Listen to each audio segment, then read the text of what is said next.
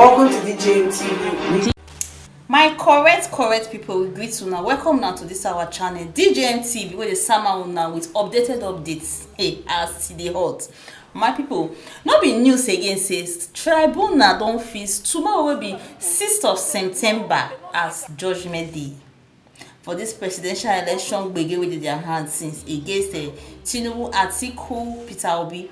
This whole matter, they don't fix tomorrow, 6th of September for judgment. And after this date, so they fix since yesterday, so many reactions don't come out. People don't react to this date, especially when they talk say the thing go dey transparent, say it go dey televised, as in everything go dey televised. We go fit see am, cameras go enter court and everything. A lot of reactions don't enter this whole matter. Anyway, my people, I'm not going to talk too much. I go play on this video now for my right. Now, the way say I react to this whole matter, and my people, make not forget to like and share. Make una watch the video. The 6th of September, which is tomorrow, is Judgment Day. Rufai. Oh yeah. Let's look at it. Let's say it pans out Wednesday. Day has finally been decided. We all know what all the candidates brought forth. The case up for determination will be across three political parties. 8 p.m. They talked about the nomination of Kashim Shettima as the running mate to President Tinubu. Then we all know the case of Peter Obi, another extensive one that talked about the potpourri of issues, and Atiku Abubakar also talked about potpourri of issues about including the forfeiture, trying to seek the court's understanding as regards if somebody that has forfeited, in the case in America, about 460,000 USD, can run for presidency, and also everything that happened around the elections. Both candidates say they claim they are the winners of the elections. Let's see how the court. I don't want to go back into, because the court has reserved a date. The date is tomorrow. We're going to see a telecast.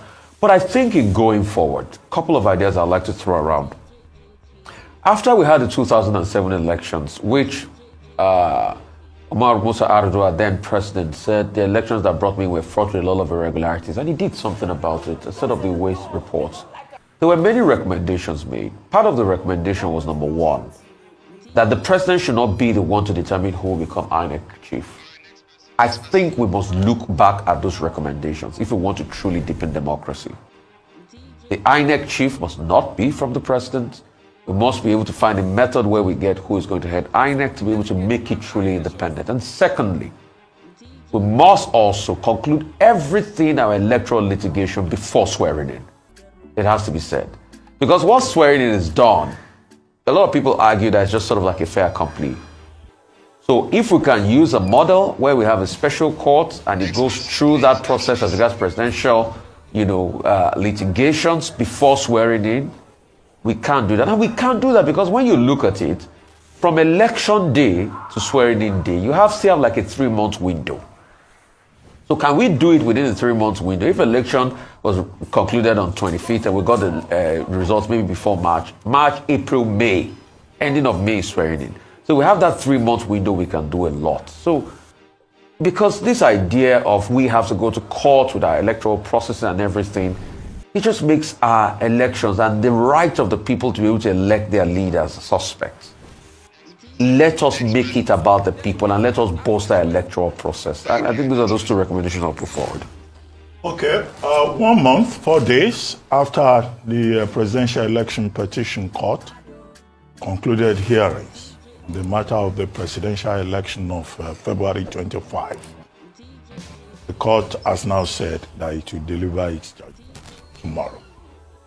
One popular phrase around the place has been all eyes on the judiciary. In a literal sense, all eyes will be on the judiciary tomorrow because expectations are very high.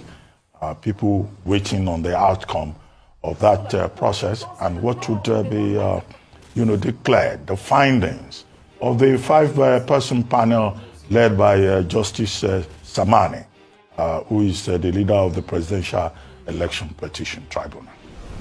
Now, the PDP is hoping that it will get victory. The Labour Party and supporters of Mr. Obi have all been saying that, tomorrow the tribunal will rule in their favor. Number 3, the ruling APC is saying that the president is confident because he trusts the judiciary so much that in fact, as the tribunal is delivering its judgment tomorrow, President Tinubu will be far away in India, in New Delhi, attending, on the sidelines, attending events on the sidelines of the G20 summit, and also perhaps the B20 that is led by, the chairman of UBA, Tony Elumelu. Wow. Okay. So, what are the concerns that we have seen? One, the security agencies have said security will be very tight tomorrow, not just in Abuja, where the judgment will be delivered, but also in other parts of the country. And that all troublemakers should be aware, because both the DDI, the police, and other security agencies, they are on strong alert to prevent any kind of misconduct. Number two, the court itself, speaking through the registrar, has said that, look, staff of the Court of Appeal should go on vacation tomorrow. They don't have to come to work tomorrow. And that in any case, the persons that will come there will have to be strictly persons that have accreditation, including staff that will have to be unpicked by management, and also counsel.